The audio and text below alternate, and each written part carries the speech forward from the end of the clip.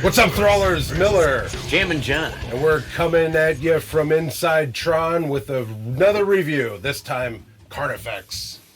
This is their 8th studio release called Graveside Confessions. Now, if you don't know Carnifex, they formed in 2005 in San Diego, California. They were originally signed to Victory Records. We're not going to get into Victory Records right now because we're not going to get into Victory Records right now. They are now on Nuclear Blast, though, signed with them in 2013. And yeah, this is Graveside Confessions. Now, what I will say, I haven't jammed Carnifex in a long time. Yeah, it's been a minute for me, too. I picked up the first album, and I believe I have the third album, and you've seen Nick and I say in videos before that we are not the biggest deathcore fans any longer. We once were. So this is I guess, back to a time period of once were with a certainly newer sound. Opens up with the title track right off the bat, Graveside Confessions, and pretty much it gets right to it.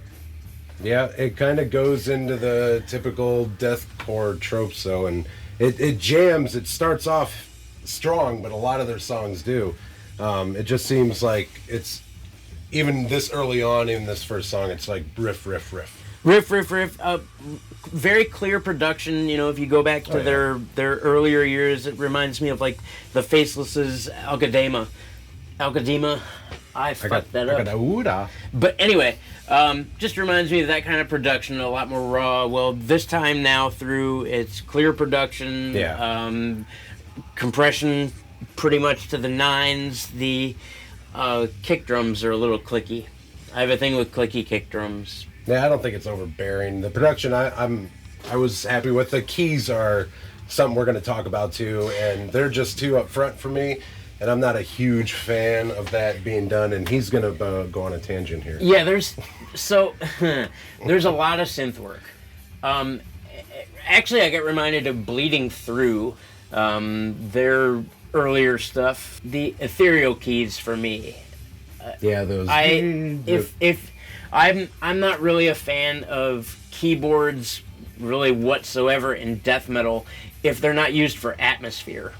Like in this case, they were really, really, really forward in the mix and very melodic. And it appears, unfortunately, in a lot of their stuff. A lot of the songs, and they follow the same boom, boom, boom, boom type thing. And there's really good, solid, chuggy, heavy riffs that really groove. Remind you a lot of that good Cannibal Corpse sound. Yep. And stuff like that. And but it just dissolves into this with guitar. Well, when you get to Seven Souls, you're gonna notice these giant chuggy riffs, and this song starts out with a lot of potential, really badass riffs. But then when it hits the keys, it turns it into almost like symphonic mellow deathcore, if that's a thing. It probably is. I mean, there's grind pizza deathcore. There's grind pizza deathcore now? Yeah. I'm behind on the times. Well, yeah, I brought up the pizza deathcore, and that blew up. Right. And now there's grind pizza deathcore. And soon, I'm going to call it black and grind death pizza grind core. Doom death pizza core. The TikTok kids are going to love this album. The song Cemetery Wanderer. The breakdown kids are just going to eat this up. Just gonna eat up that song. Yeah. That song even has less synth work in it. Which, when they tone back the synths and they really just get to the chuggy, riffy goodness of it, it's awesome. You could almost take the album down to, they could cut out a lot of that open-ended symphonic stuff with those melodies that are way up front. And I don't know. I'm looking for metal. I'm not looking for keyboard. If I wanted that, I would do listen to prog or something like that. I mean, it's definitely going to appeal to fans of Born of Osiris or Veil of Maya, Winds of Plague. I get reminded a lot of Winds of Plague. If anybody remembers them, I saw them back in 2008 with Chimera and Born of Osiris at the Yep. Yeah. Most of the time I forget where I'm at. Yep. As he forgets what he's saying. Yep. I always hate to shit on deathcore bands, especially because it used to be something that I was really big into. I was a gigantic Whitechapel fan for forever. And I'm not necessarily shitting on this band, but the synths made all these songs sound the same, roughly. You took these really kick-ass riffs, and a lot of these songs had so much potential to be really great songs, because I will say that, albeit there's parts I don't like the album overall, to me, is constructed a little bit better song-wise. Like, there's definite musical talent in this band. Yep. There's no doubt about that. Because you get that in those little, like, 1 minute clips, and then there's 45 seconds of stuff that's just... It's again with the keys and stuff, and just the riffing style is the same, and it's almost like you can predict it. And we were listening and alive for the last time. Yeah. We were like, I was like, made a joke. I was like, oh, it's a badass riff, and you said for now. I was like, well, you got to wait until 1 minute. Yeah. And on the nose, right. 1 minute, right. I had to rewind it, and 1 minute kicked, and then the riff was over, and it was and just predictable. In the first song, and then in "Pray for Peace," there's at several times in the song tremolo used for atmosphere. Mm-hmm. And again, if you're gonna have two guitarists, and I mean, if you're not gonna play that same like main riff, shit, I just wiggled everything. Stop talking with my elbow. I'm sorry. Man, I'm sorry. Don't touch anything. I bring you down here and you fucking shit up. I know. I'm sorry. I should not. Can't take him anywhere. I should never come downstairs. I should be like Harry Potter living under the stairs, except I live above the stairs. You're never invited to Tron again. God damn it. The portal will never be open to you. I brought my motorcycle. In those first two songs, there's parts where tremolo is used for the atmosphere instead of the keyboard. And that would have been cool if you did that more often. Yeah. And if you have two guitarists, why not? Yeah. Instead of making the song predictable by going wee, wee, wee, in the song Countess of Perpetual Torment. Oh, yeah. That song's badass. Yeah, I like that. That is really badass. In fact, yeah. I finally figured out what the vocals sound like in this song. It took me this long in the album to do it. Remember All Shall Perish? Yeah. That's these vocals. Anyway, there's this really cool harmonic lead. After a fairly pummeling breakdown, there's a really harmonic lead, and it goes for several measures, and it's really cool. Why are there keys behind it? Why do you have this overbearing melody behind a harmonic lead? No.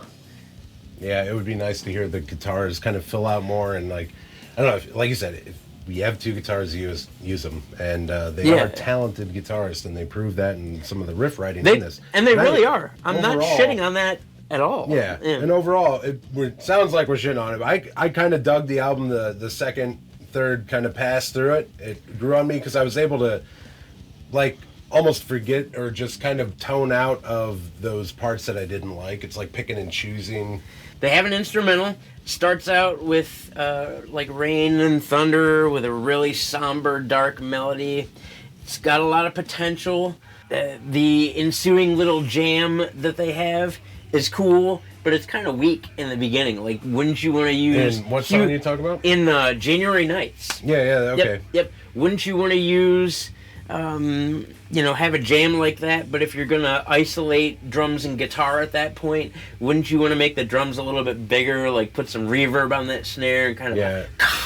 That song kind of stood out in... It stood out... It was not on that... It just didn't belong on that album. Right. Really. It stood out in the sense that it was out of place, I felt it seemed out of place. Like, because there's no mood like that anywhere else in the album. And the album doesn't really allude to something that somber and dark and airy like it was. It was just weird. It wasn't terrible, it just, in my opinion, didn't belong on this record. Yeah, and I didn't mind the song at all. I kind of dug it, but it just threw me on a left curve and came out of nowhere for this album. And there was nothing else, like you said, nothing else that sounded like it. It's just kind of stood out. Yep. And there was no bookends really to it either because I could see that in the middle of an album having a song like that. If you have something that kind of hits those notes at the beginning, and then you have that middle part that's the break in the action, and then the end is tying those three sections together. Right. That's the bookends, the meat. Right, you know. Or maybe... But they didn't do that here. Yeah, and now we have to talk about the Korn cover, which I'm a fan of Korn. I like this song. I'd say fan of Korn the first, like, 3 albums. Four for me. The first 4 albums. Follow the Leader. And Issues was the next one after that. I liked Issues too. Yep. So yeah, the first 4 were killer, but this didn't do much for me at all. So look, they covered Dead Bodies Everywhere, and my take on this is it's like both bands trying to cover one another in the same song. It's like, dude, it's like Carnifex covers Korn covering Carnifex, covering Korn. Yeah, actually, Carnifex. And that's what it was. I was a fan of Follow the Leader for sure. I remember, getting that record and jamming it over and over and over again. It's right before Korn hit that cusp where you're like, This song was just weird. It was a weird, like, imagine if Korn was deathcore. Mm-hmm. Like just a genty kind of cover of Korn. And I found out I don't want that.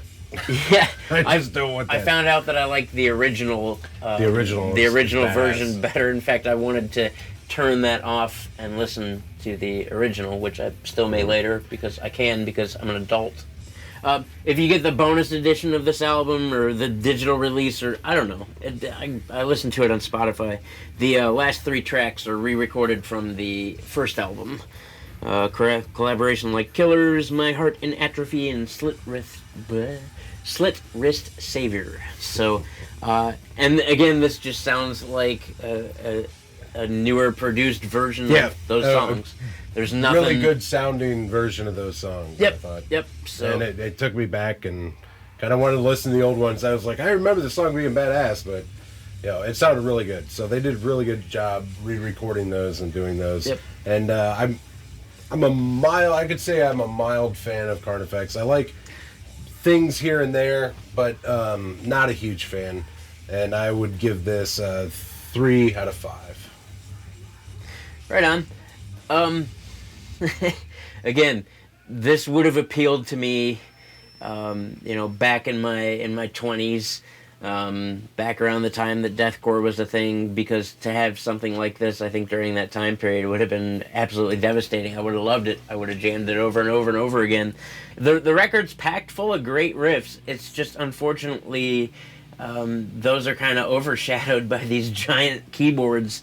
Yeah, and I said before, it was like if you cut those things together, they have really killer riffs in here, which is why I give it a 3.5, and that's a listen for me. I was glad I listened to it the second and third time because it kind of grew on me more. I didn't initially like it; it just seemed too cookie cutter, but that's where I was at. Yep. So overall, I give it a 3. It's a good record. It's just not, again, for me, and that's fine. We here at Thralls encourage you guys, don't take our opinions. Who the fuck are we? Go out and listen to it for yourself, because if you dig this style of music, you're gonna love this record. It's very well done. Mm-hmm. It's just not produced very well. Yeah, it's produced very well. The sounds heavy. If you guys like this kind of stuff, please go out. Please jam it. Yes. Support the music, man. Bands. Buy the shirts, buy the merch. Do all you can for music, because that's what we got left. Yep. And if you would like to support us, hit the subscribe notification button down and the bottom there. And we sound have effects. the giveaway. Yeah, I do sound effects. You should watch me play with my baby. Well, he's seen it, but I've seen it's ridiculous.